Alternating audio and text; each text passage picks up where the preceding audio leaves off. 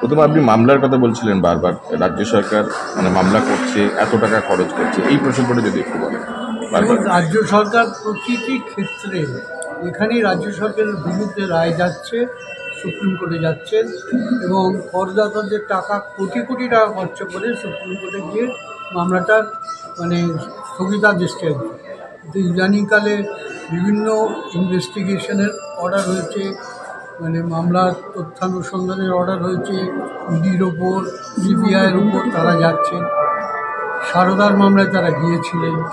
এখনও ডিএর মামলায় মানে আমাদের কলকাতা হাইকোর্টের দুজন বিচারপতির বেঞ্চ বলে দেওয়া সত্ত্বেও যে ডিএ নিয়ে এনাদের যে পাওনা বা যে দাবি, সেটা সাংবিধানিক দাবি, মৌলিক দাবি, মৌলিক অধিকারের পর্যায়ে, তা সত্ত্বেও সুপ্রিম কোর্ট শুধু উচ্চ আদালতে জানেনি, প্রতিটি সময় যখন মামলা উঠছে মামলার সময় চাইছে, মামলা দেরি করছে, যাতে ফয়সালা হতে দেরি হয়, যাতে কর্মচারীদের মনোবল ভেঙে যায়।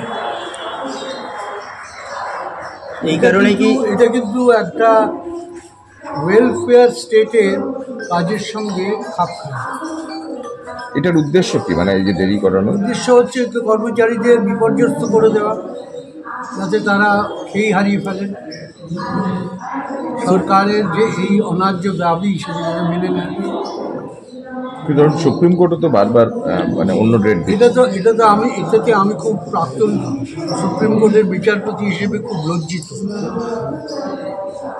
সুপ্রিম কোর্ট যে কর্মচারীদের মামলা শুনছেন না, সেটা কিন্তু সুপ্রিম কোর্টের যে 3জন বেঞ্চ তো বটেই, 5জন কি মনে নেই, ডিএস নাকাদার মামলায় যে অর্ডার দিয়েছেন সুপ্রিম কোর্ট তার পরিপন্থী।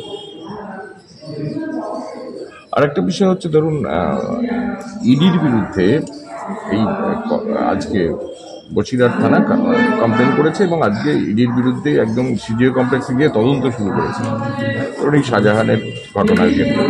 এইটা কি চোখে দেখছেন? কেন্দ্রীয় এজেন্সির বিরুদ্ধে রাজ্য পুলিশ তদন্ত করছে। এর আগেও তো রাজ্য পুলিশ এটা করেছে, আপনার মনে নেই? রাজীব কুমারকে যখন সিবিআই ইনভেস্টিগেশন করার জন্য তার বাড়িতে গেল, বাড়িতে ঢুকতে দেয়নি। সিবিআইয়ের অফিসারদের আমাদের রাজ্য পুলিশের মানে ক্যালকাটা পুলিশের অফিসাররা প্রহার করেছিল, তাদের নিগৃহীত হতে হয়েছিল এবং মাননীয় মুখ্যমন্ত্রী সেখানে গিয়ে রাস্তায় বসে অবস্থান করেছিলেন যাতে সিবিআইয়ের ইনভেস্টিগেশন আটকে যায়।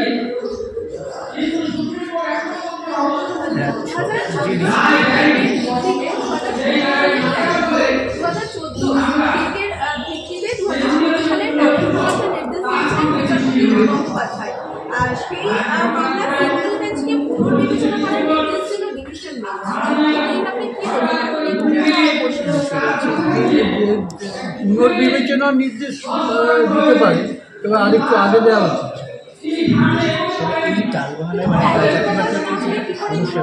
না, যারা রাস্তায় বসে আছেন চাকরি প্রার্থীরা, তারা তো খুবই চিন্তিত। 1000 দিন বোধহয় হয়ে গেছে, 1000 দিন হয়ে গেলে এখনো মামলাটা কিছুতেই নিষ্পত্তি হচ্ছে না। নিষ্পত্তি হওয়াটা তো উচিত। কিছু কিছু বিচারপতি খুব চেষ্টা করছে, কিন্তু একজন বিচারপতির হাতেই তো সবটা নয়। আমাদের দেশে বিভিন্ন স্তরের আপিল আছে, এই আপিল বেঞ্চে যা মামলা যাচ্ছে, মামলা বিলম্বিত হচ্ছে।